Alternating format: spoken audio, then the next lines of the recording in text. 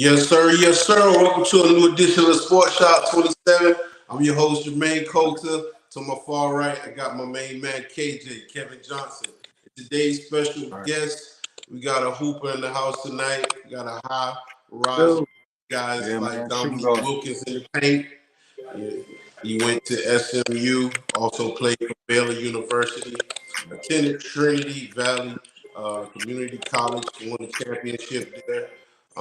This guy faced a lot of adversity, but still maintained cool, came through in the highlight. Got a lot of them tonight. But this guy right here, he's a big high flyer, man. A lot of his teammates want to play. He go by the name of Tyson.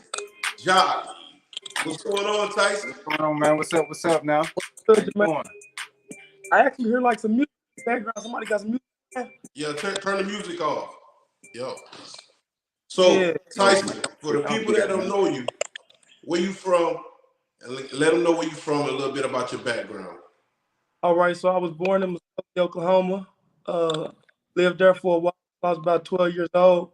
Moved to Texas for a couple years. Spent my middle school years down there, and finished out in Oklahoma. So I'm an Oklahoma kid, born and raised. Okay. All right. So how was it like living in Oklahoma? Man, I loved it. Oklahoma is home. Will forever be home. Not a place that I want to live. You know what I'm saying? But it's obviously a place that I want to go back to, visit, give back. And help others get out of Oklahoma and help give back to Oklahoma. I understand. Hey, so where did you start playing sports, and what sport was your first love, man? What age I was young, about 5, 6 years old, started playing football. That was my first love. I always thought I was gonna be a football player. All my family was football players. Everybody cool to be a football guy, But I played football all the way to my ninth grade year, and then I just decided to go all the way with basketball. Okay, cool. So growing up, who were some of the people that you inspired to be or you model your football or basketball game after? I like Brian, Carmelo. I always got them kind of comparisons because I play a lot in the triple threat. I wasn't really too much handling the ball as much, but I was more so real deadly with the triple threat, with the jab, pull-ups, things like that, get into the cup, mid-range type game. So, yeah, that's who I kind of tried to resume my game after. Okay, Yeah. cool. Hey, so did you get an opportunity to play any kind of travel ball, basketball, Uh, the travel league? Did a little bit my freshman year. I played with Team June at Oklahoma City when I moved back. Couple different other AAU teams.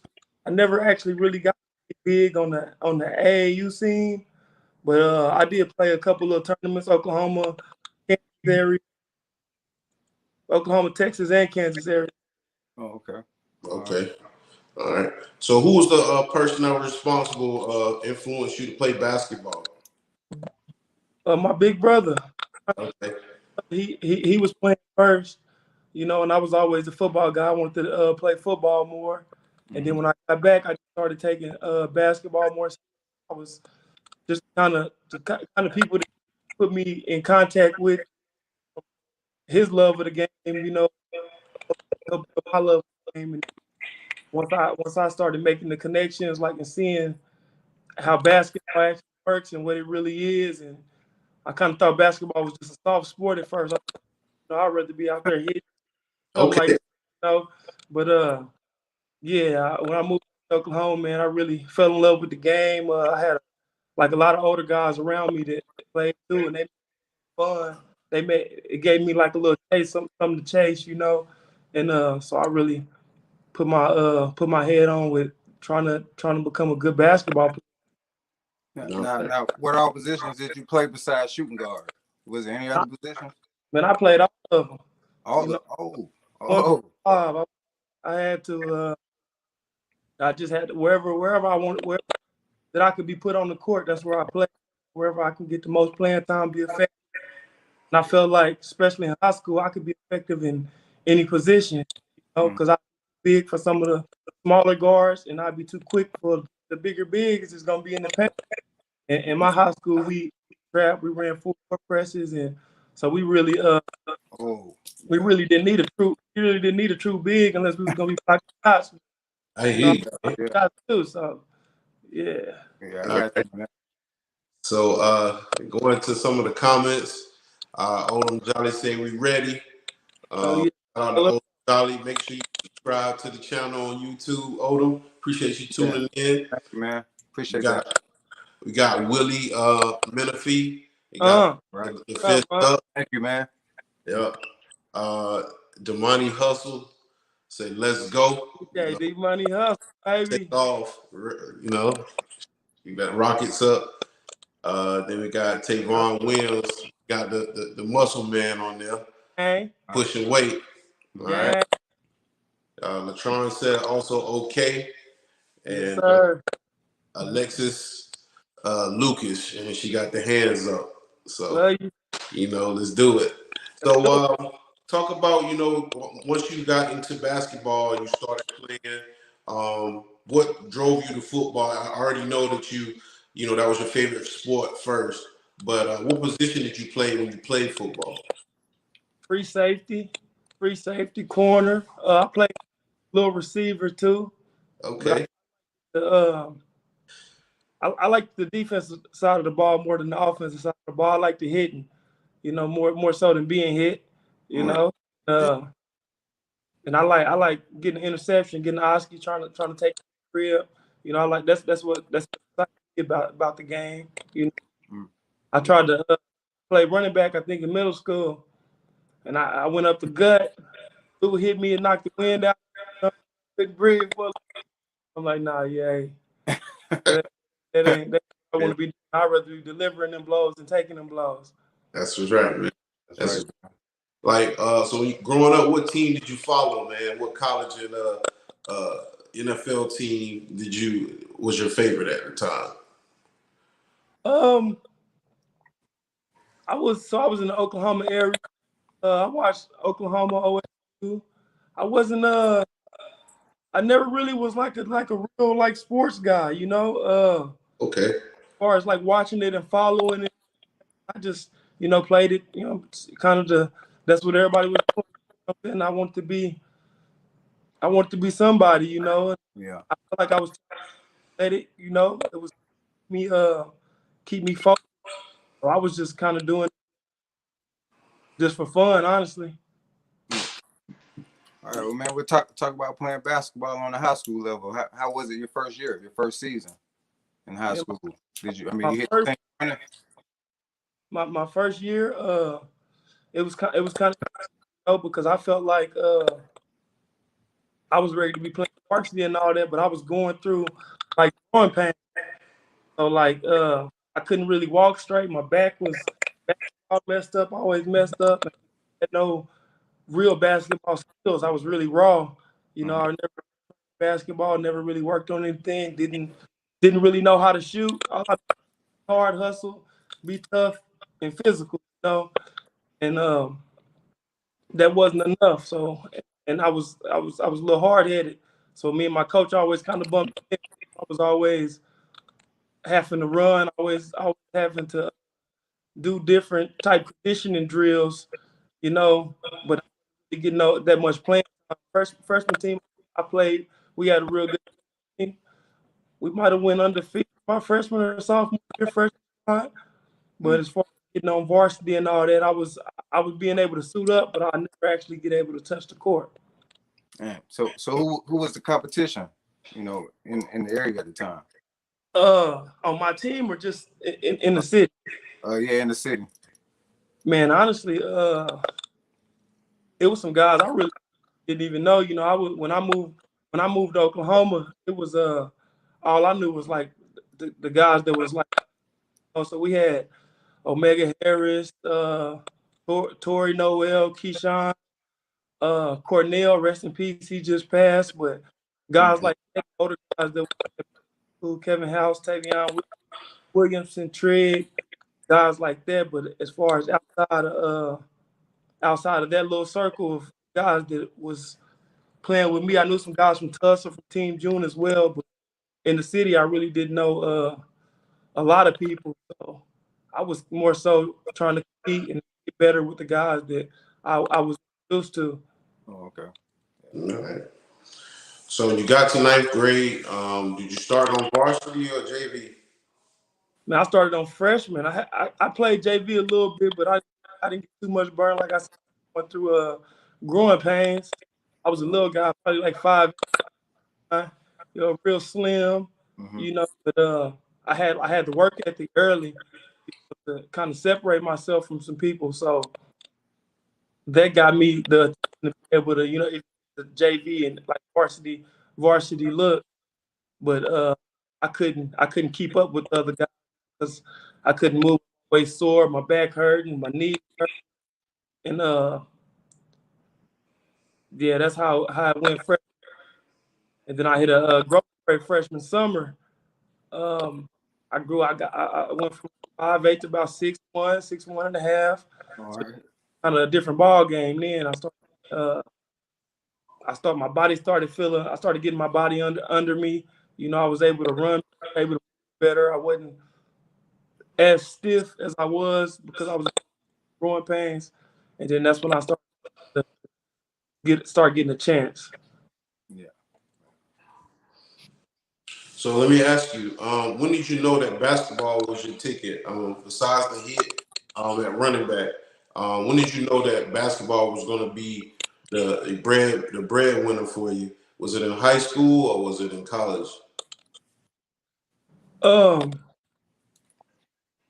Definitely high school, late in high school, because I was still doing basketball just as I never really believed in the fact that I could make it. I think that I thought it could be a possibility to go to colleges and things like that, but I was just trying to be good. I was just trying to make my name ring in the just try to win and do things like that. But going into after my sophomore year, I had a good season. Going into my junior year, it was I started getting more love on the basketball.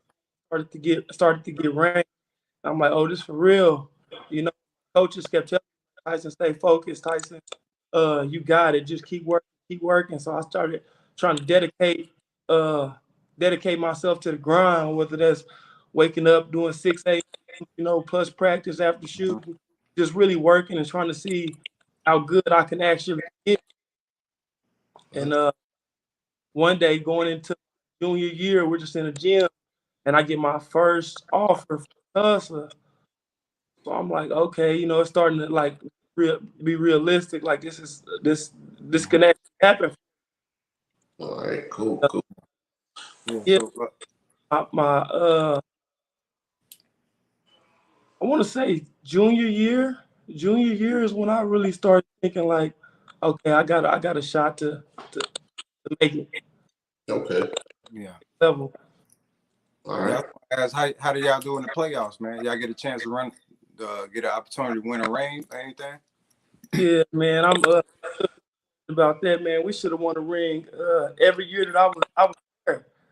You know, Dang. uh, we were so stacked, and the way we played. Um, we we definitely dropped the ball, But my junior year, the year that I got sick and didn't play, we should have won that ring. I feel like we'd have definitely won it if I played.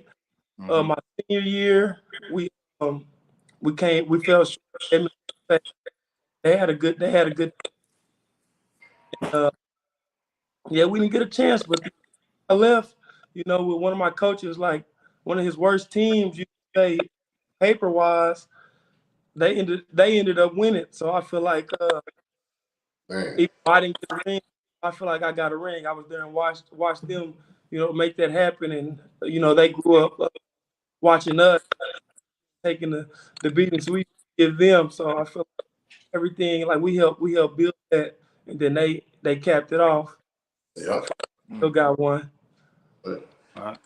So Jalen Watson says killer. All right. Hey, So appreciate you're tuning in. Jalen, make sure you hit the subscribe button on YouTube. Follow us on Spotify, Deezer, and Facebook.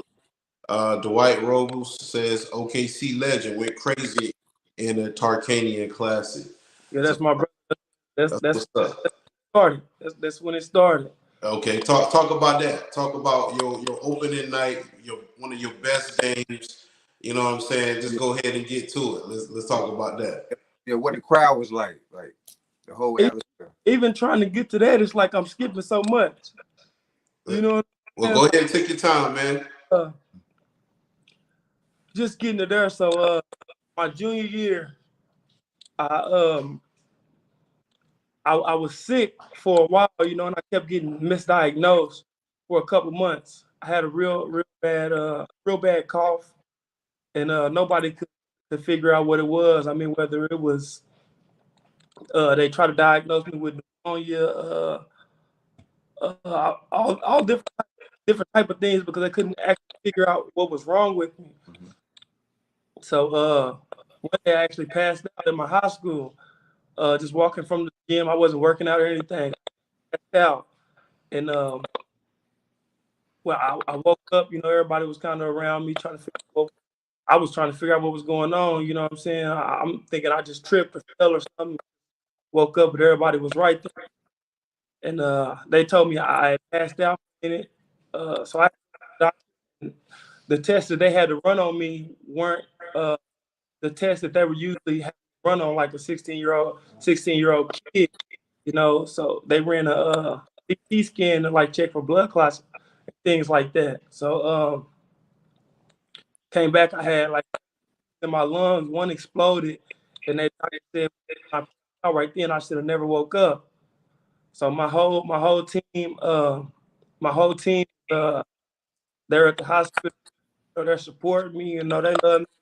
Like it's really a brotherhood Mhm. at PC West. You know, and when I got to when I'm in the hospital room, I think it's at the end, it's me and my point guard Omega Harris. I kicked everybody out the room when I closed, you know, because it's like I'm about to die. You know, I think it's over with. You know, I'm the only person that I let stand with. Doctor came in there and he like no really no sympathy or anything. Just like yeah, you're not gonna play basketball. You need to kind of figure out what you're gonna do with your life. It's not an option. And you know, me and bro sit there and have a moment, and from that point, my coaches, friends, family, everybody was telling me, gotta keep working. You know, God, I got a plan to survive this long. Because I was playing with him three months. I won 2 MVPs while having blood clots in my lungs. You know that spread from my legs, my lungs. Everybody just gotta stay focused. Um, do this, drink a lot of water, take this medicine. I'm 16 years old, having to give myself shots in my stomach. I mean, these shots they burn too. You know what I'm saying? They regular. It wasn't regular like for you doing that, and it was crazy. The thing that made it really crazy, a dude at our rival high school, Putnam City North, a week later he died from the same incident. You know what I'm saying? So really, from that point, I'm still here for a reason. You know, and I kept playing. They told me don't on blood thinners. I'm still going to the rec, YMCA or parks. You know what I'm saying? And still hooping, knowing if you know what I'm saying I get hit in the head while I'm on this medicine, it could be over saying that quick. But just I don't for the game as far as like, yeah, you ain't gonna stop me from playing. So I had to go through a long process, like 8 months, doing myself these shots. I ended up after that time, they said I could get cleared. Took off the medicine. I went back to the hospital. Doctor said I ain't gonna clear you because it's not that nothing is wrong with you. It's the fact that I want my conscience. I'm like, damn, you know what I'm saying? You know what I'm saying? That don't got nothing to do with me that you don't. But I understand, you know. Mm-hmm. I had to go see a specialist. Made me take some different medicine for about 2 months. That probably cleared me. So coming back to that, going into my senior year, uh, going into my senior year, I was able to play again. So we had this tournament, the Tarkanian Classic, the one Dwight just mentioned, right? We getting ready for the turn. We getting ready for the week out. I'm letting my doctors know, hey, we got a flight. We about to go to Vegas. We got this big tournament. You know, a lot of exposure. You know, my doctor, yeah, I guess my blood level, my D-dimer, it wasn't right, you know. He like, I can't go. I'm sick. I don't even want to go to school, nothing no more. So I can't make this tournament. Like, really, and this kind of where my future, this where I'm gonna take off at. And as I'm at home, you know what I'm saying.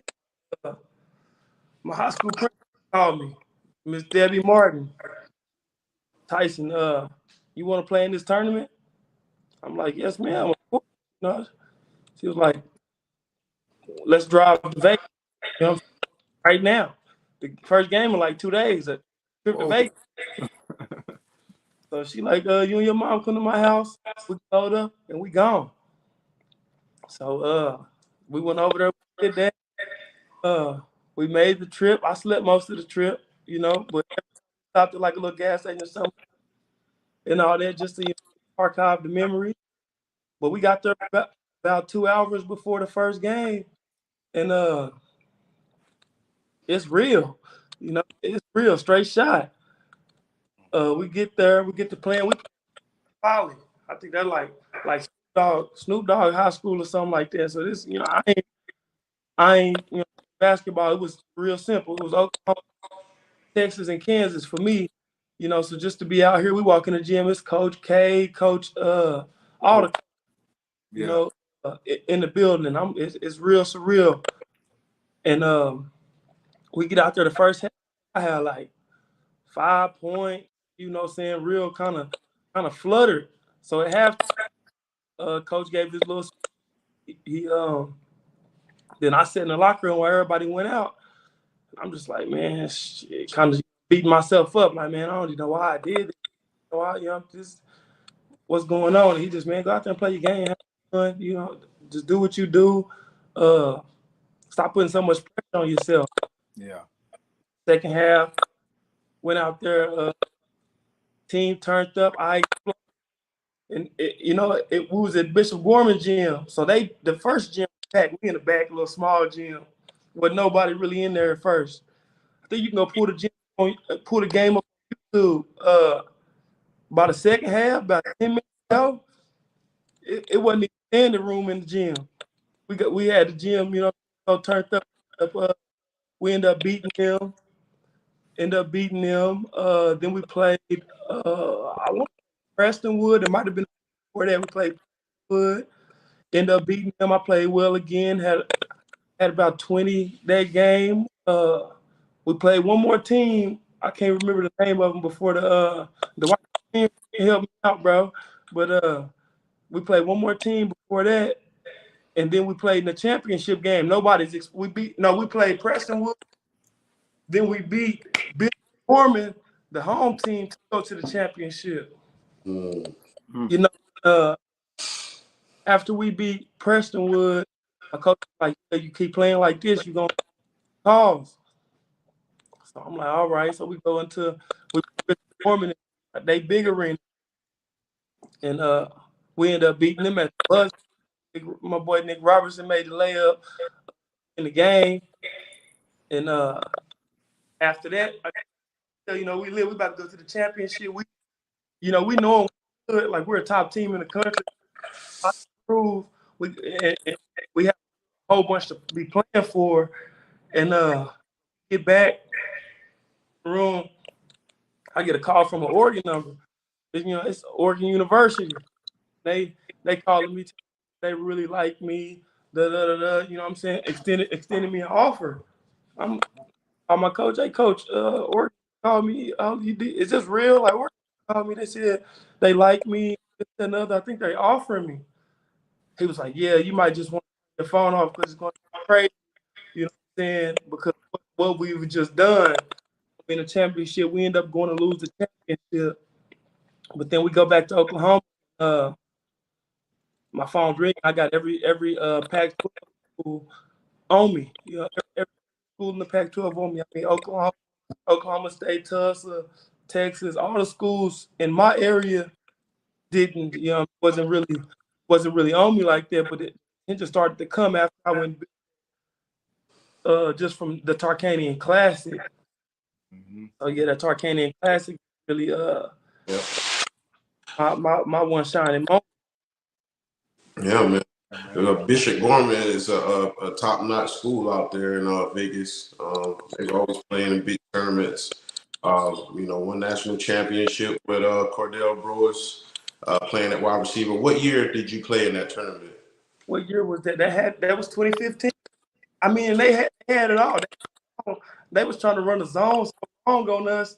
They got like point guard 6'5", shooting guard 6'6", small forward 6'9". Wow. Chase Jeter at the 4, he like 6'10", and then they got Steven Zimmer in the middle of the paint. He like 6'11", 7 foot. So his own, when they stick their arm side like this, they touching each other all the way to Alabama. Wow. That's how long they are. High school. Yeah. In high school.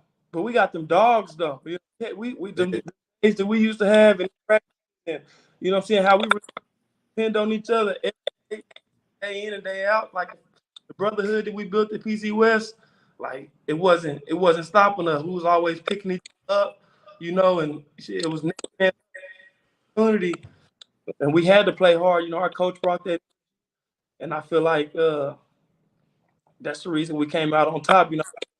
I had some great performances, but like as a whole team, my team held me down, what I'm saying, through it all. And we did some amazing stuff that weekend, to help me get me to this point I'm at right now. Like, if you look at the papers and things like that, nobody would have expected us to do what we did that weekend, and we made it happen. Ended up losing the game. I think we to Redondo Union. Never gonna forget that. They really like kicked our ass, but it was kind of like fatigue. We basically won our on the day before with Bishop Gorman. Mm-hmm. Yeah, I wish we would have won it all, but yeah, we had a great run. Okay. Yeah, so man, you've been through so much, man. Did you get an opportunity to play on the All-Star team in the high school? Oh, Yeah. I think I played on the high school All-Star team or game at Midwest City High School. I can't remember exactly what the name of it was or what the event actually was, but I think it was an All-Star event. Okay. Stuff like that. Yeah. Cool. So what was your average in high school at your senior year? 20, 20, 25. I can't remember, but yeah, I always averaged 20 when I was playing. Nothing really more. It was kind of right there, kind of where I was at. I had my first 40-point game at Midwest City. That was my first 40-point game. Okay. At 40. Tearing up my whole high school, man. Papers in the building. Yeah. We ended up winning too, but yeah, I was right there. I was more of like, I never really took a lot of time. I just kind of played with the flow of the game. In my team, I had kind of everything. It was gonna be making a shot, kind of, what I'm saying, or guarding the best player. So I really never focused on just wanting to get all the time. I was trying to just do everything, fill in all the gaps and spaces that we needed. Mm-hmm. Yeah. So talk about the recruitment process. I know Oregon was looking at you. What other teams? Oregon, Arizona State, UCLA, Cal Berkeley, Arkansas, Gonzaga. Like, yeah, I mean, I got so much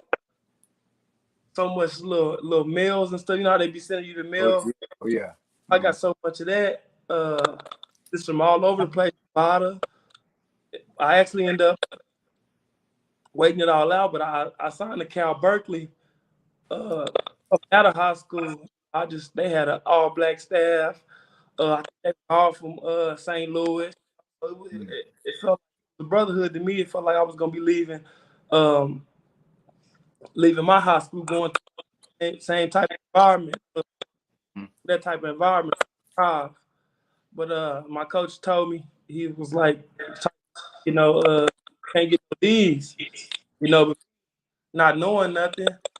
I'm thinking once I sign that, ain't no stopping me. We gone. We on the way. Yeah. You know what I'm saying? I stopped really school like that, and I ended up getting 2 D's. So the thing is, Cal Berkeley, the #1 public school in America, so it's like I can still with my grades and GPA and ACT score, I can still get to school in the country besides this school, But it's like I'd already built the wrong with these coaches that I was like, man, so I'm gonna go. So I had to go do a prep school instead of decommitting from Cal. Went and did a year prep school at Elevate Prep, again in Baker School. That was good. Had a good.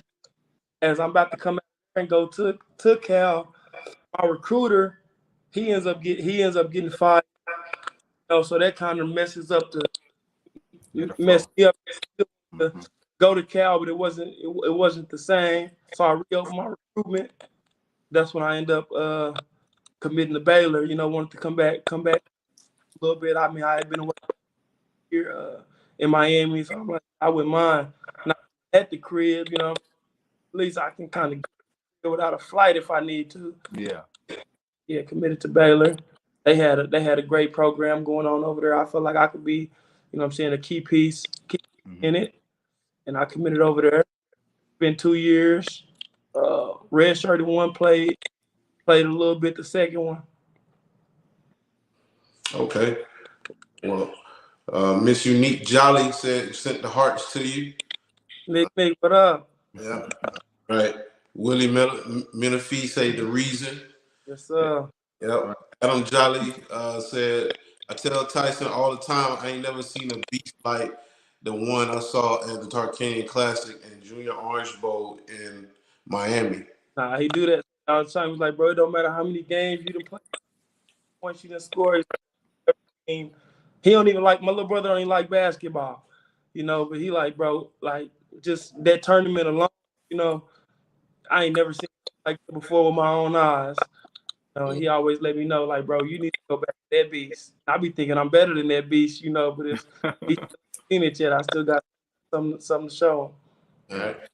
All right. Alexis Lucas, we appreciate you tuning in. Adam, make sure you hit the subscribe button. Alexis Lucas said the epitome of perseverance. Yep.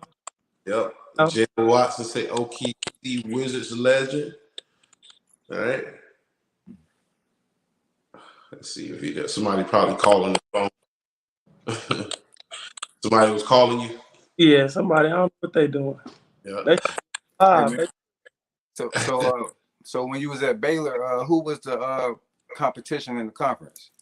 Who was the team that kind of gave y'all a little hard time? Kansas.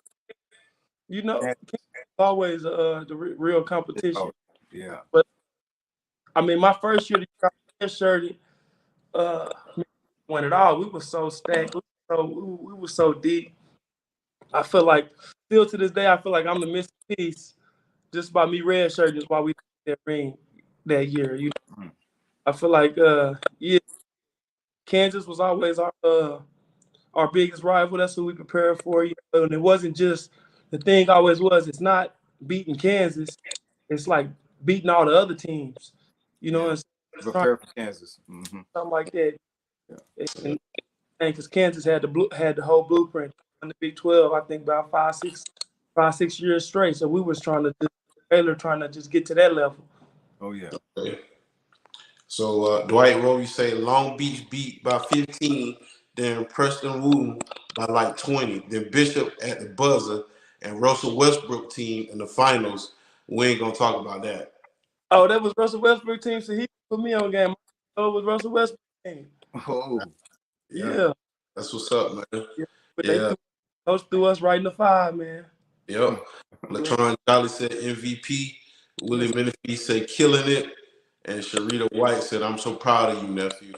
Yes. Right. Got a lot of family and friends tuning in tonight. We appreciate everybody watching. Make sure y'all subscribe on YouTube. So after you left Baylor, what was your next step? After I left Baylor, I went to Trinity Valley. I went to JUCO. You know, I didn't really play the last 2 years. I didn't play. Like at the time, they didn't have where you can transfer to different colleges without sitting out. So I'm like, man, I ain't got time to be sitting out again. You know, Yeah. I watched. He left Baylor. Wendell Mitchell, he left and he went going All-American. Then he going to Texas A&M, going right back up. So his story, and I'm like, man, myself, you know, everybody like that. Go to trenches, you know, you live in luxury right now. You about to take a step all the way back. You know what I'm saying? It's probably even worse than high school. Wow. I feel it, man. Facility-wise and all that. Yep. Yeah. You know what I'm saying? But I took that step. I took that step going to JUCO. Yep. And I killed it. You know, I killed it. I led the conference in points and rebound, was MVP conference, player of the year, led the nation guard in rebound. Took our team, you know, we lost early on. You know, we had a really good team. It was the first time that I was actually the oldest guy on my team. I've always been like a baby on every team. You know what I'm saying? I really but me having years of experience at Baylor, going back to Trinity Valley, I came in with a whole bunch of like freshman guys, you know. So now it's like a lot of guys that have something to prove as well, you know. And taking a step like that, what I learned is like people kind of expecting me to have head. Came from Baylor, expecting me to just kind of be on that type of time, you know. And I had to really look at it as a whole, as far as like get my teammates involved and things like that. And when I learned how to like, I was trying to be in the leadership meetings in Baylor. I was in all that, but I really actually know how to lead. I was leading by following Baylor, and then a role at Trinity Valley where I had to like lead right away. So at first it was bumping head because everybody killers, you know. Everybody trying to get out there. Ain't nobody, it don't matter Baylor, you know what I'm saying? Everybody trying to be the man. Yeah, everybody trying to be the man. So when I just showed them like who I was, as far as how I was gonna play the game, gonna be selfish and make it all about me. It got to the point where I'm getting mine, but I'm being selfish. And when playoff time came, I'm still kind of getting. I think I had a streak about 8-game streak, 30 plus points. Ooh, wow. Okay. You know what I'm saying? Just playing, just hooping. So then it come to the playoffs, and one of my mates, we playing, you know, I'm still being unselfish. Team was running this little zone, so I'm trying to figure out the zone. They all type of different defenses on me. I'm getting off the line back. They got everybody on me. You know what I'm saying? It's like it got to a point where I get the ball and my teammates just sit back and watch. See what I'm about to do with the ball. It's that Kobe effect. Got the, you know what I'm saying, steady sharing the ball. And one day my teammate, he like the bench, you know, and I'm thinking, damn, I'm like, man, when y'all gonna wake up, bro, and like get me loose. He like, man, bro, when you like up, bro, when you gonna wake up? And shit, you done took like 3 shots? He was like, up, we ain't gonna win the game unless you wake up. And then like that wasn't even playoffs, that was like mid-season. Like we was kind of like in a slump, like game losing streak. Like, bro, when you gonna wake up, bro? We need you to wake up, like go play. And then from that point on, that just really put a little different type of confidence in me too, because I'm got that confidence in me to just go take over. And at first it wasn't that. It was like, nah, you hooping, but I'm still trying to do it. You know, I'm still trying to take over me taking over the game. But then they be like, nah, bro, you go do it. You know what I'm saying? You go do it. We point where I'm looking like now I don't have nobody to pass. They don't, you know, I'm so selfish, I don't even want the ball no more. They watching me like just work and get to it. Yeah. And we that was real big JUCO for me to kind of see that and have like teammates and guys around me like that embraced me, you know. And then and believed in my game. You know, let us do whatever. They wasn't gonna really construct anything. You know, as JUCO, let their guys go play. You know, but my team rallied behind me and allowed me to go get mine. You know what I'm saying, and make everybody better. And I feel like that really what made me better. And we end up everything against us. You know, we lost 2 games. We were supposed to get an at-large bid. We had to go win 4 games in 4 days. And on the last game, the champion,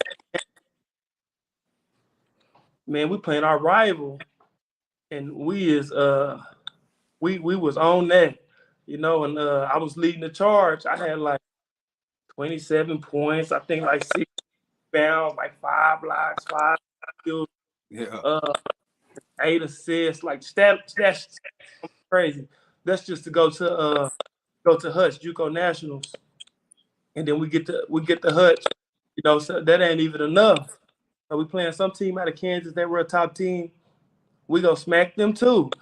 You know, so we feel like we can win all. You know, everybody clicking now at a point. You know, because everybody didn't like figured out their role. It was like really like player team. You know, so everybody was being a star in their role. Had to play. That's the best team to be on. You said what? That's the best teams to be on, where everybody's clicking and doing what they do. Yeah, it works out better. Together. Still ain't found, you know what I'm saying, great college experience all the way through, but it's that right there, you know what I'm saying, had to be them trenches like that with them group of guys was really, really special. But that last game, we're playing South Plains. They're the champions. They shouldn't even really be in our bracket. Yeah. We all right, and we still feel like we can beat them, but they got 2 bigs. They got like a 3-man. He got go to him. You know what I'm saying? So they kind of had to make enough shots to get over that hump. But we get all eyes as far as that JUCO season. All right. Yeah. So from there, man, you went to MSU, right? SMU. Okay. SMU. Yeah. Okay. All right. So talk about that experience, man. How was that?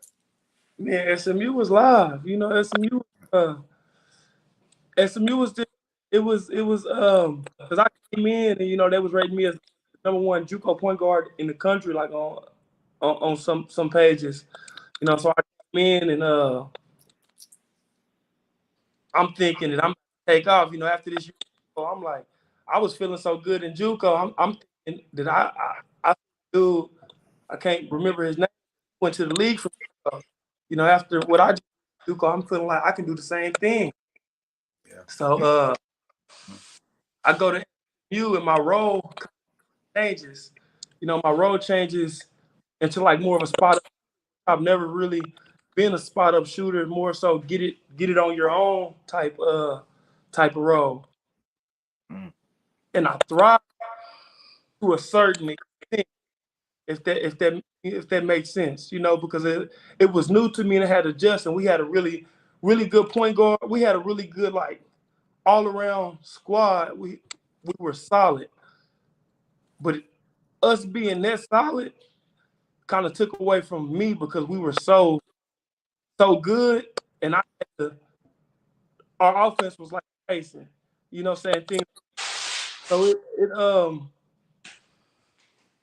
it was a different experience, but I thought that I was gonna be getting in coming from JUCO and having the year that I just had, because I'm about to go get the ball and go make the same thing that I just made happen in JUCO. But you realize at different levels, it's not like that. You know, it's more control. Yep. I like that, you know, so I learned more about that too. I had a great year, ended up finishing the year leading scorer. COVID took over at the end of the year. It was really about to take off. I really think my first year at SMU was like my league year, you know, the year that I declare and go to the draft. But as we getting ready for our conference tournament right here in Fort Worth, we watching the games, cancellation, COVID, cancellation. We like, nah, that cancel hard. As soon as we about to leave for 1 month, game canceled, season over. You know, so it's like, like, get enough. Yeah, You know, man. won some good games. Like I can still throw my name in there, you know, but I'm like, I didn't really get to prove.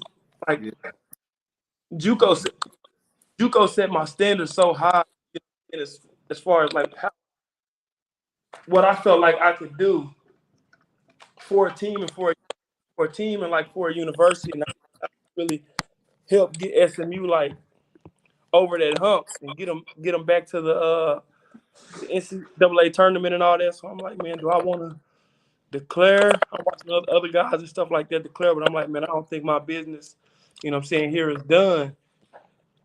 So I came back that year dealing with some like off the court issues, you know, that kind of took me away from the game because COVID basketball wasn't the same at the time. You know, it was we changing when we come into the gym. It's like real like AAU. We got to come in the gym and change. The chairs lined up. It was yeah, it's real different time then. So I ended up sitting out most of the year. Came back the last 8 games, played pretty well, you know. And then after that, I had to reevaluate what I was gonna do after the season, whether I wanted to come back or leave, you know. And after consideration, I'm like, I'm gonna go on, look and see what's out here. But I didn't want to go pro yet, you know. But they was giving us an extra year of college. I'm like, I can't go pro. I just like took some time off this year, you know what I'm saying? I'm like, it's gonna put me back down. I'm like, I can go. If I got another year of college, I'd rather come back to SMU or go somewhere, you know what I'm saying, where I can thrive, have an end on a good note, you know, because I don't feel like at SMU I ended on a good note like I would have if I'd have left my first year. Okay. So I ended up, one of my coaches, the coach I said that recruited me at Tulsa, the one that gave me the first offer, he called on my phone, ring. I'm like, I'm not really answering, you know. He telling me what school he at Iona. I'm like, man, I've seen Iona before, but I don't really know I don't really know nothing about Iona. Like, I'm trying to go somewhere where I can go, like take off for real. Yeah, man, for real. He called me like, yeah, Rick Pitino really likes you. You know, Rick Pitino over there. You know, y'all got Pitino. I started doing my research. So I'm like, okay, y'all got something going good. They made it to the tournament, you know, and but I'm still not convinced, you know, even with Coach Pitino being over there, I'm like, man, I got to go somewhere where I can really get. They not gonna get that much publicity over there. You know what I'm saying? They gonna get some off Pitino, but ain't nobody really watching the MAC conference. Ain't nobody doing things like, you know, ain't nobody watching that. And I had I can't UConn too that wanted me, and UConn went back to the Big East, and I'm like, ooh, they wanted me to come over there in a real scoring role. I forgot the guy that they had over there a couple years ago that ended up leaving and went to the league. They're like, man, we need you to come over here and have like a Jeremy Lin type Kemba Walker year. We know we need to get back on the top where we were. And I'm like, man, this sounds good. You know what I'm saying? UConn crazy. Everything about UConn. Oh yeah. And then one day, Coach Pitino like, man, let's get on a Skype call. When I got on the Skype call, it didn't matter who else called me, what other coach, you know what I'm saying? I already knew. I'm like, man, I gotta go play. I gotta go play for this man. You know, I want to. Well, I didn't even know as much about him as far as like his history and all that with the game, as far as how much he's won, how much he actually did. I knew who he was because I always wanted to go to Louisville at high school because they played like my high school played. But I'm like, man, that still wasn't convincing enough. So I actually like got to talk to him. Then I talked to him. It was me, my mom, my parents. I think my brothers was on the call, and he was like, he just was. You're not an NBA player right now. It was like, it's 2 things you need to work on. You got to work on your shooting and your ball handling, you know. But you have everything that it takes to be an NBA player. I can help get you there, you know. And he was like, I had this guard leaving. I need you to come in and do what he did. I had a guard leaving, average like 19. Me and him are different players, you know, but we could fill the similar role. Yeah. I'm like, okay, I commit to Iona. I'm still finishing So the whole time I stopped hooping at SMU. My last year, I continued working towards my degree. You know, I stayed focused on, you know what I'm saying, trying to get my degree, still going to school and all that. Just the basketball aspect of it was too much. So I could have left and got to Iona early in the summer, but then I would have ended up having to graduate from Iona instead of getting my master's at Iona, or graduating from SMU, missing the summer at Iona, and going to Iona already with a degree and all that. So I ended up staying at SMU in Dallas for finished. I ended up failing a class. I ended up failing sign language. And Wow. it did, man, it didn't make no sense to me. You know, like not the sign language, but just how I ended up failing the class.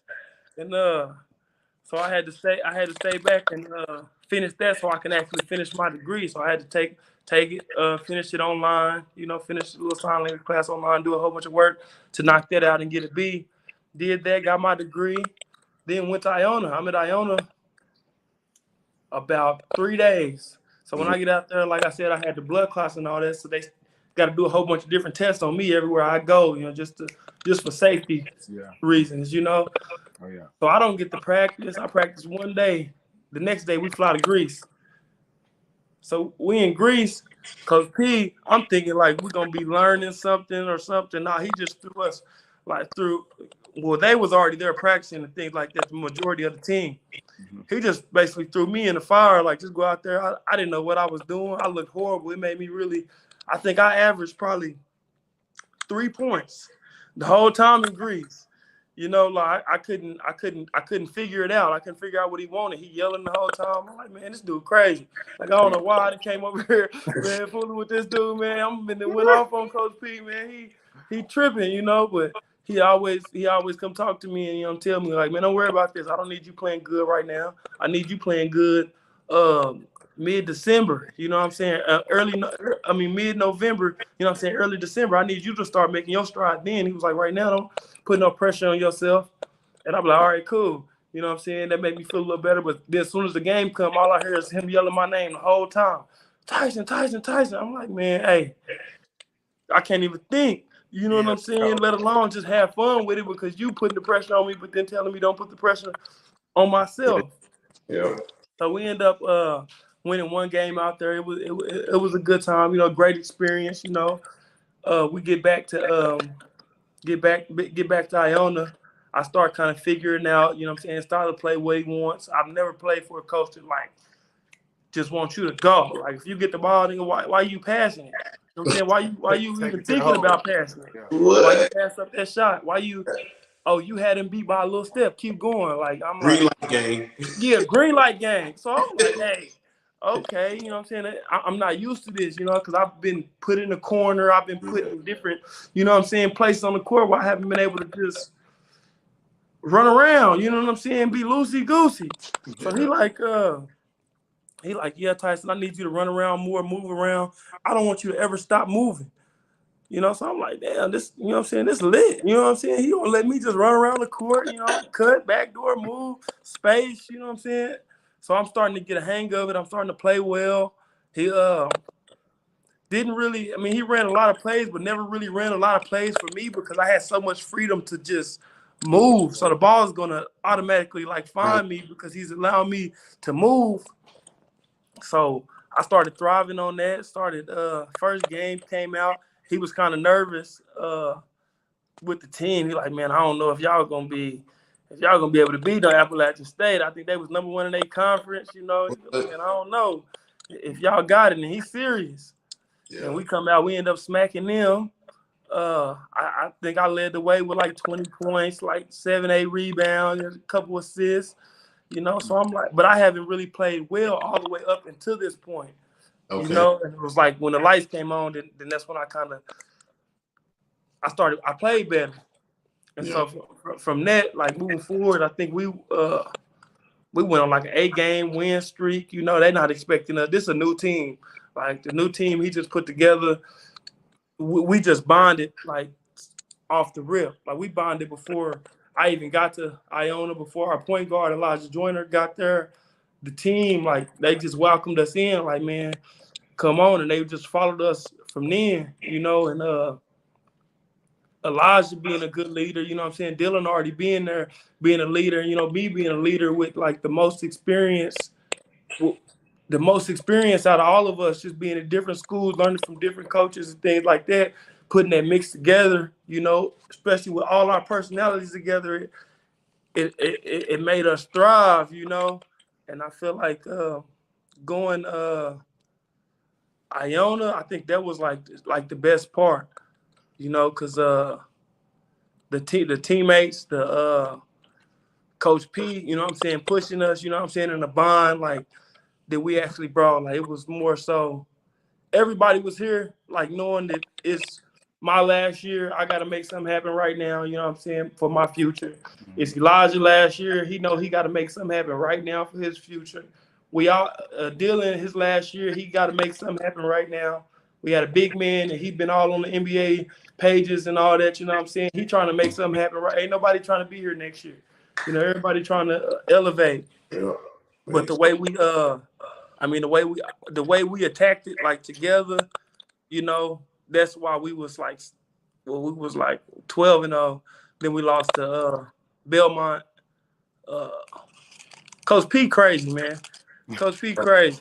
Let's go ahead and check out some highlights, man. Yeah. And then we'll get back into some comments. Got former SMU, Baylor University, Trinity Valley, and Iona. Shooting guard Tyson Jolly on Sports Shop 27 tonight. Make sure you guys subscribe on YouTube, follow us on Facebook, Spotify, and Deezer. We're gonna go ahead and get into some highlights. We don't own the rights to the film or the music in there, so we can go ahead and get into it. All right, and we'll go back and ask you more questions. Just stay with us, Tyson. All right. Yes, sir. All right.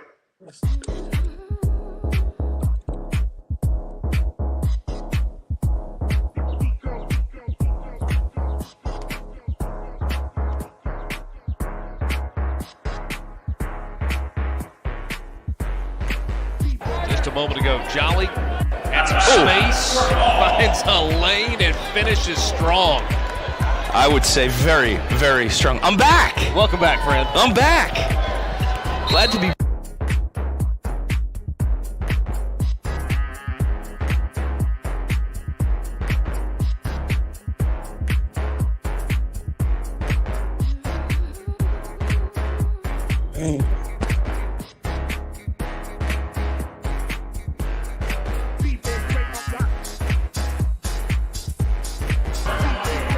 This is something else that SMU is going to want to do. See how they isolate Hammonds and just that's.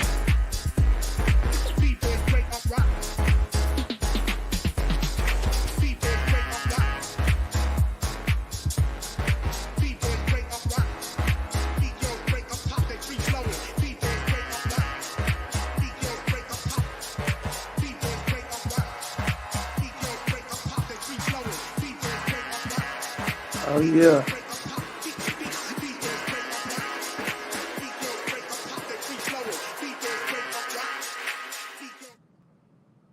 Yes, sir. We're back. Hey, man, that brought back so many memories, man. We were so cold, SMU, boy. We were so cold, man. We had all the pieces. That's what's up, man. Man, Good to hear, bro. We're gonna go ahead and get to some of the comments. We got a lot of people on here tonight. Let's go ahead and get to the last comment. Ramar Crenshaw got the muscles up. All right. Quentin Turner, let's go. yes, sir. Tuning in. Latron, your jersey's in the rafters. Facts. All right. Neosha Jolly, Trinity Valley. He took a team that they said won't make it to the he is the player that would put the team on his back and carried the entire team. Some of his best 4 games. I'm proud, son. Facts. Love you, mama. Oh, it's Mom Dukes. Shout out to Mom Dukes. Yeah. All right. Willie Menifee, Coach P was giving him the green light. Do him for the first time. All I ever needed. Yes, sir. All right, man. So, did you guys play any tournaments in the SMU? Did y'all make it to the 64 or anything like that during No, those years we at my second year, Iona or SMU? my second year, my second year at SMU, we made it to the NIT and we lost to Boise State in the NIT. I think I had like 20 points in the first half. That was after coming back from not playing the whole year. You know, kind of turned up then. We end up losing. Though. At Iona this past year, we made it to the NIT as well. Lost at the first round of our conference tournament. Made it to the NIT. We played Florida at Florida. I played well, you know what I'm saying? I feel like we should have beat them, you know, but end up falling short again. Okay. Hey, so talk about coming out of college, man, and getting ready for the NBA draft, you know, in 2022. How was that process? Man, this is a crazy process. You know, it's a blessing though. You know, I be telling people all the time, like it's a blessing to even be having the thoughts that I be having about my future, you know, and just being able to make decisions and having the ball in my court as far as what I want to do and how I want to go about my future. Mm-hmm. So after the season, I declared for the draft. I worked out with my first team. I worked out with was Oklahoma City Thunder. Had a good workout. Kind of figured out more of like the NBA style. Actually, get on the NBA court and you know what I'm saying, spacing and all that, learning. After that, went to Brooklyn. Had a good workout. You know, way better workout than I did with the Oklahoma City Thunder because I finally got that experience. Mm-hmm. And that was my only 2 pre-draft workouts. And I ended up not getting drafted, which I didn't expect to get drafted because we didn't make it to the tournament. I knew if we made it to the tournament and I just played one game or something like that, I knew I had a better chance of getting drafted, but not making it to the tournament. I kind of figured like it's a long shot, you know, but I do got a good resume, but it's still a long shot.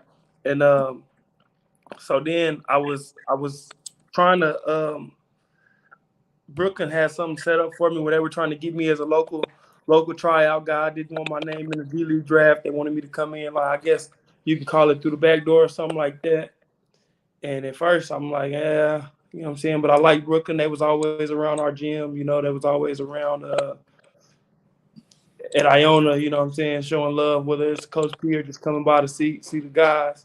Mm-hmm. And so I'm like, okay, I could see myself, especially after my workout at Brooklyn, you know, Steve Nash sitting on the sideline, just like surreal stuff, you know. Yeah. He's sitting over there just watching our workout. And I met with them. I went to this tournament, the PIT, after the season.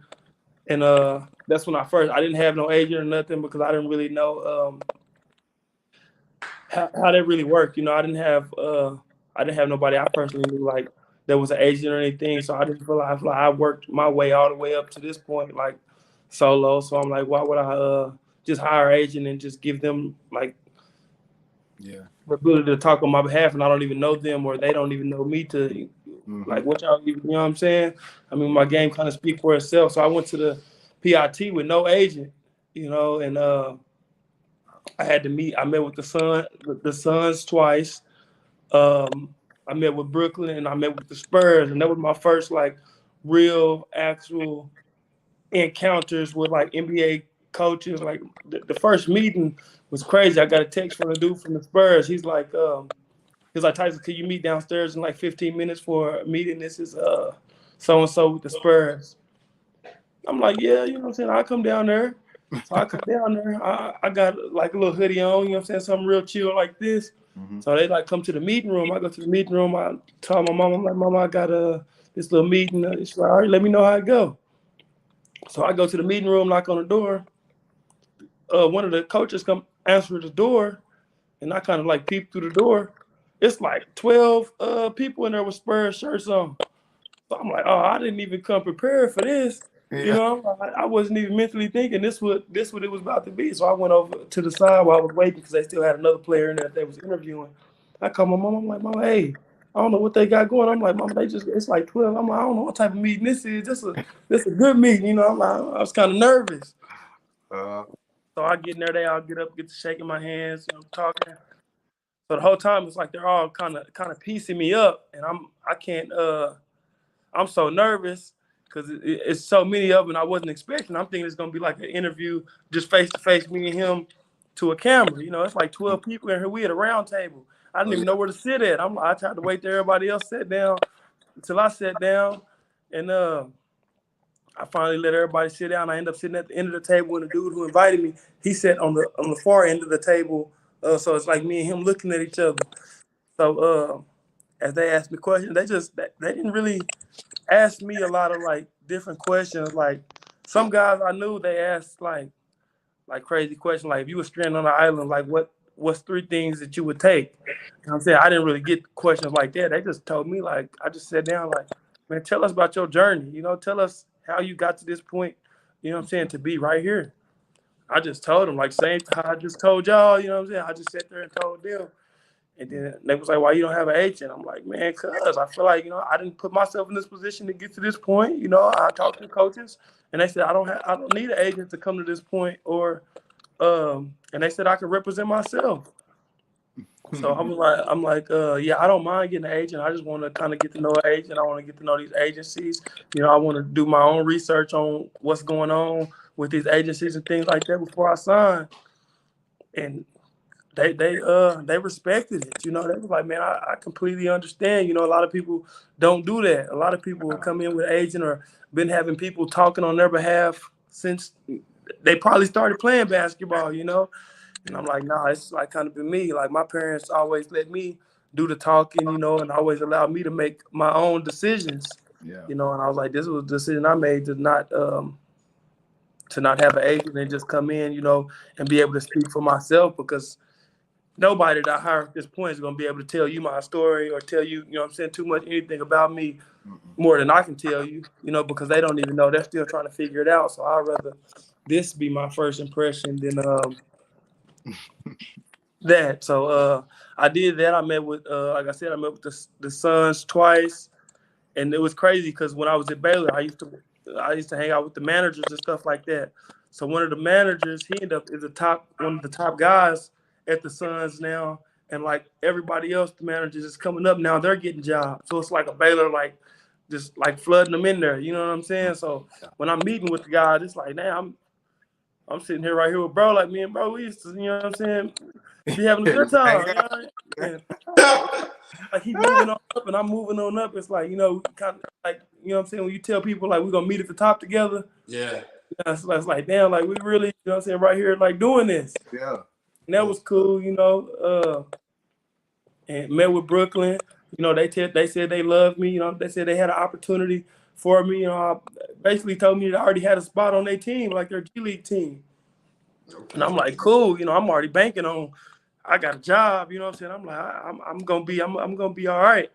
Yeah. But going through that process, I tried to do like I said, the Brooklyn tried to bring me in like through the back doors, a local tryout guy. And when they were supposed to do that, come to find out, since I went to that PIT tournament and I was player of the year, I didn't qualify for being a local tryout guy, because I guess I'll just say I did too much. You know what I'm saying? I was like, I don't know. It still kind of don't make sense to me how I didn't. That don't make sense. Yeah, I know. Yeah, but I didn't qualify for the local tryout guy. So now they were telling me to put my name into the G League draft. So I'm like, man, y'all just told me don't do that, but now y'all saying put my name in the G League draft. I got an agent at this point, and he's working it out and trying to figure things out as well. And so I'm like, all right, I'm gonna put my name in the G League draft. End up putting my name in the G League draft. I'm getting word that Brooklyn loves me. They got this 19th spot. I'm getting told that I'm low-key secure. You know what I'm saying? Like, man, if Tyson ain't gonna make it to 19, especially not in the first round, he gonna go early first round. But if he makes it to 19, he's ours. So that's the feedback that I'm getting. Mm-hmm. So I'm like, yeah, cool. You know what I'm saying? I'm like, shit, let me know what other team. That was like Brooklyn. What I told is they was projecting me to go between anywhere from 8 outside of the Maverick 8 through 18.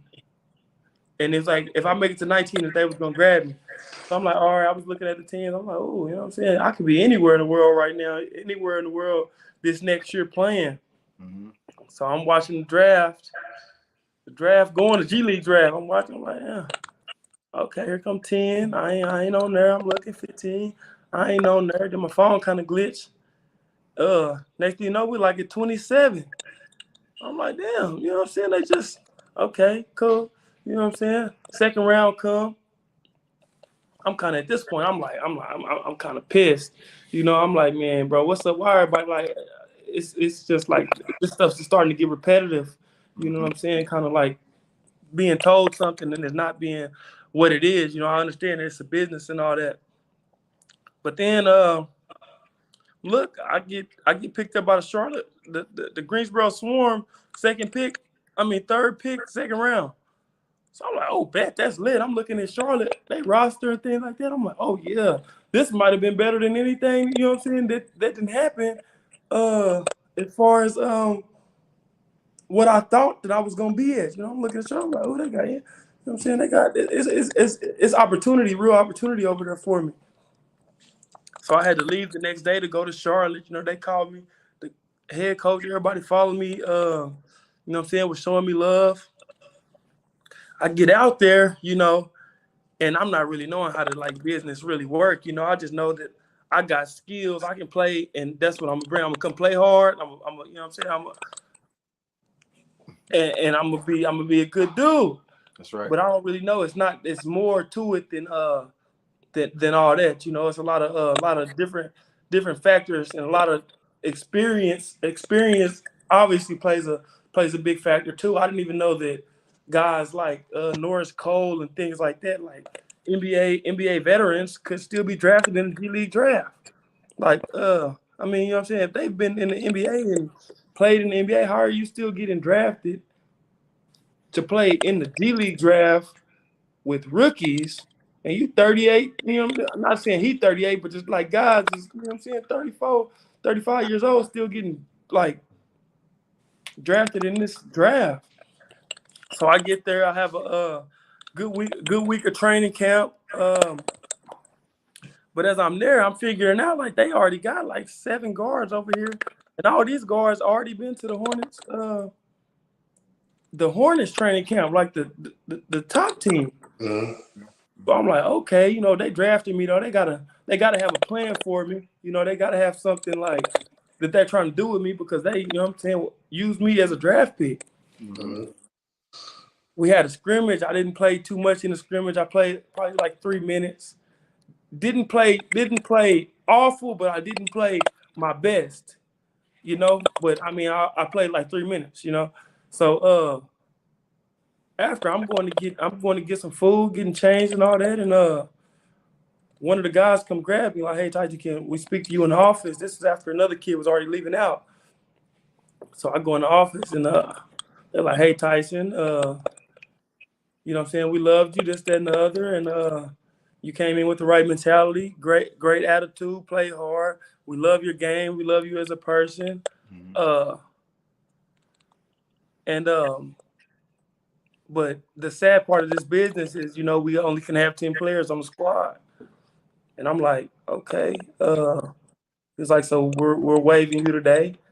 I'm just sitting here like, you know, at this point, I'm already, nothing surprises me, you know, so I'm not even going to be, I didn't been in these rooms before, you know what I'm saying? Well, I had to leave, you know? So I'm like, okay, you know, I listened to what they said, get up, shake their hands, you know, and now I'm gone. Now I'm on to the next mission. It was really, really kind of messed up, just because I had felt like I was that was my new destination. You know, I thought I had made it.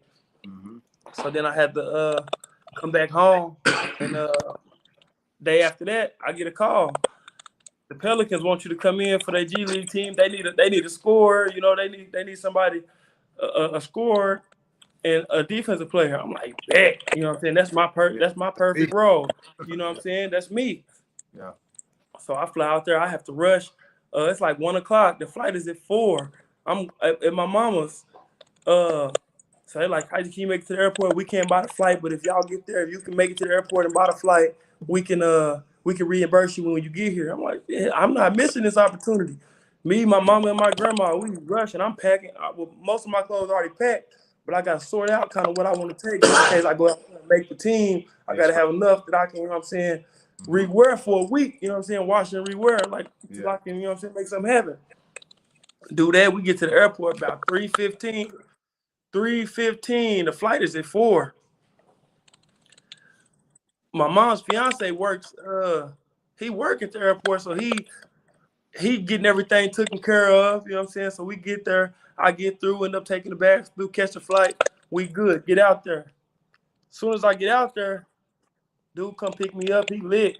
He turned. He pull up music bumping. I'm like, oh yeah, they out here kind of turned up. You know what I'm saying? I'm like, okay, could be some good energy. I get in the car. He like, did they tell you what we expecting? Like what you what we want out of you? I'm like, man, they said they want like a shooter. You know what I'm saying? Defensive player. He was like, nah, man, we need a score. You know, we need somebody that can score the ball. He was like, and create shots. You know, we don't need just a shooter. We need somebody that can score, create, get downhill, get in the paint, make their teammates better, and create for themselves when times get hard.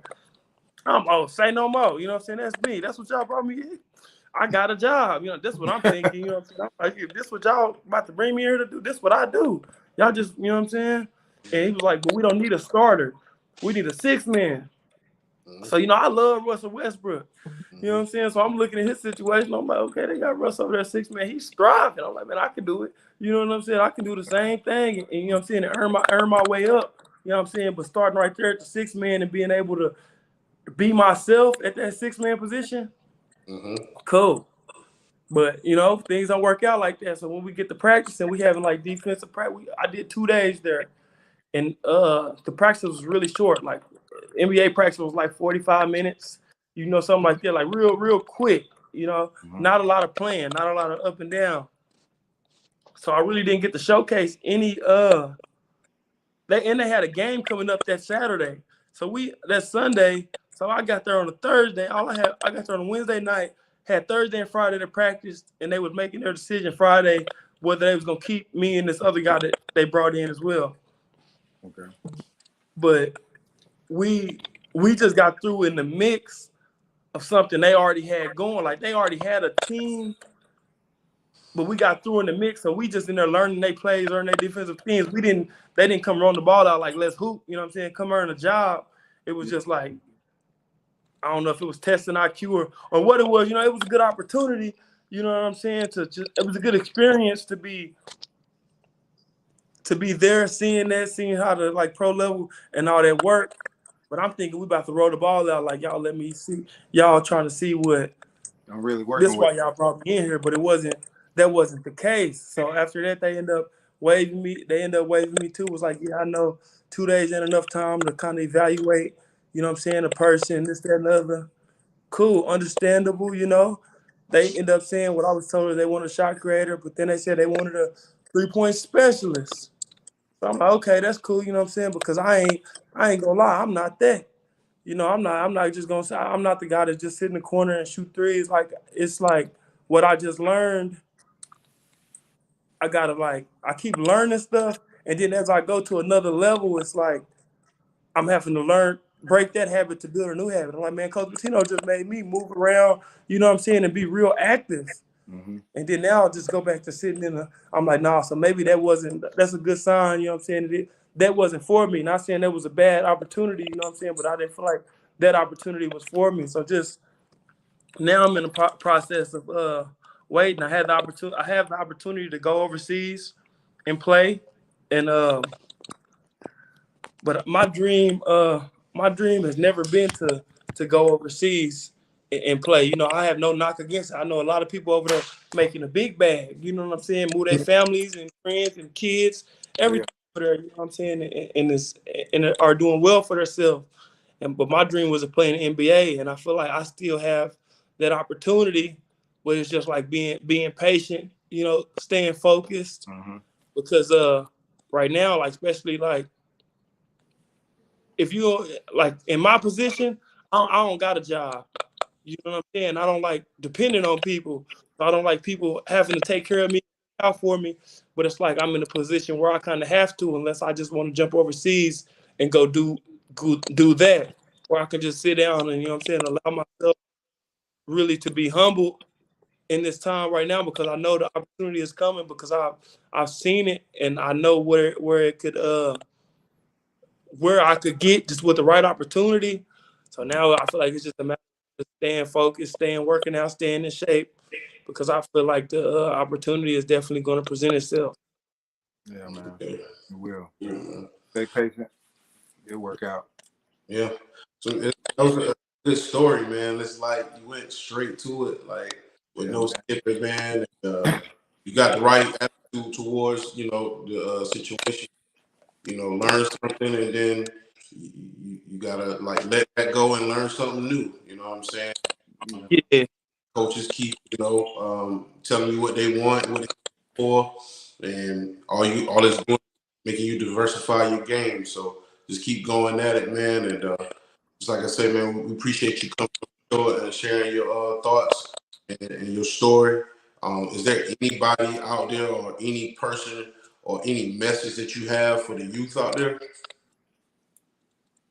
Oh, you said I couldn't hear you. You were kind of cutting in and out. Okay, I was saying, is there any message that you have for the youth out there, for anybody who's in your position or trying to do the same thing you're doing? Oh yeah, I would just tell them stay focused, and remain confident. It don't matter what anybody tells you. If you're not good, they say you're not good enough. You're not this. You're not that. You don't do this well enough. You don't do that well. I mean, as long as you believe in yourself and you put in the work and you trust the work that you put in, somebody gonna believe in you one day, and it just takes the confidence in yourself to believe in yourself to allow somebody else to believe in you, because you can't want anybody to push you harder than you push yourself. So I would just say stay the course, stay focused, keep good people around you, stay prayed up, and chase your dream. Don't chase what you think is out here for you. Chase what you want, and then if you chase what you want, then you gonna eventually get it. That's right, man. Good message. Good message. Do you have any shout outs for any players, coaches, friends, family members? Man, I got so many. I want to shout out my parents and my brothers. You know what I'm saying, first and foremost, That's and right. I want to shout out everybody who helped me on this journey. Whether you think you helped me or you don't know that you did help. Anybody that's came in contact with me or talked to me, or I feel like y'all a special piece of this journey, and I'm always be humble. You know what I'm saying, and show love to everyone, because everybody goes through things. Everybody has things that they're dealing with privately. And I just want everybody to know that you're not in this alone. You're never in it alone, and always keep your head up. No matter what it is that you're going through, or what it is that you think that you can't get through. Sometimes you do have to lean on people, and you can't always be strong yourself. All right. That's right, man. Latron Jolly said, just keep grinding, man. Just keep grinding. Yup. So, and we appreciate you coming on the show, Tyson, man. We'd love to have you back on. That was an interesting story, man, and the journey will continue for you. It's just like ... for you right now. Just stay focused. Loading. Yep, and you're just blowing up, just like you on a video game and you just created a player and you're just waiting for it to load up so you can go in the gym and do what you do. All right. Yeah, Yes, man. sir. For having me on the show. Oh yeah, no problem, man. And if you like I said, if you know anybody, man, that like to come on the show, just like you, man, professional, doing it, they like to come on and get a testimony, man. Just reach out to us. For sure. I got both of y'all numbers. So I'll definitely be in touch. Yes, sir. Yeah, man. we appreciate it, man. For real. I appreciate y'all. No problem, man. Well, you guys just joined our new edition of the Sports Shop 27. I'm your host, Jermaine Coulter. I'd like to thank my main man, KJ Kevin Johnson. Right, and man. also like to thank today's special guest, former SMU, Baylor, Trinity Valley Community College, and Iona shooting guard, Mr. Tyson. All love. Yes, sir. Appreciate it. No tuning in too on problem. the show stuff, Oh, it's comments, and things It's like not how you start, it's how you finish. All right. how you So, finish. Yes, sir. y'all stay tuned and hey, be blessed out there and keep grinding. All right. Take care, Peace. man. Right. All And right. subscribe. Thank everybody. Appreciate it. Yes, sir. Yeah.